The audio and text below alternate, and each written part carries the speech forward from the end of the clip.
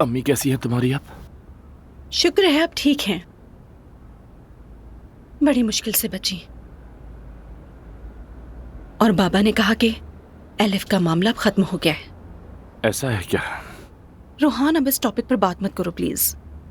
अच्छा, मैं टॉपिक को बदल रहा हूँ। और हाँ, वो समी मेरा सर खा गया है।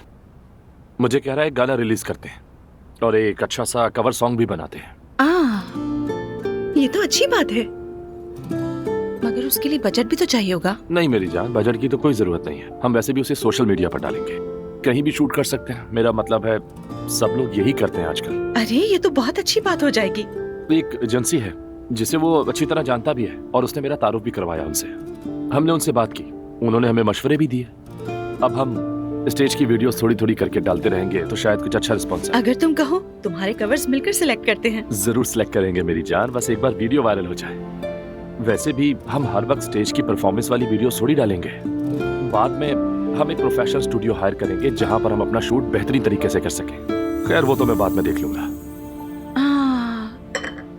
रोहान, सुनो मेरी जान, तुम कहते हो प्रोफेशनल स्टूडियो, क्या वो मेरा चैनल नहीं हो सकता? लेकिन मेरी जान, रमीज क्या कहेगा? वो क्या कहेगा, मैं रमीज से बात करूंगी। देखो चैनल तो बहुत अच्छा है, कैमरा है, लाइट है, तुम्हारे लिए बिल्कुल प्रोफेशनल जगह होगी। इसका मतलब ये तो वाकई बहुत अच्छा हो जाएगा। मगर यार असल में बात रमीज की है। यानी तुम मुझसे जब बात करने जाओगी और उसे बुरा लग गया तो? अरे उसे क्यों बुरा लगेगा, तुम ऐसा क्यों सोच रहे हो? रमीज अलग सोच का इंसान है, वो मुझे कभी भी मना नहीं करेगा इस काम के लिए।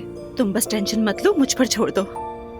मतलब तुम दोनों अच्छे दोस्त बन गए हो? हाँ ऐसे ही है। चलो देखते हैं। अच्छा ये सारी वीडियोस चेक करो।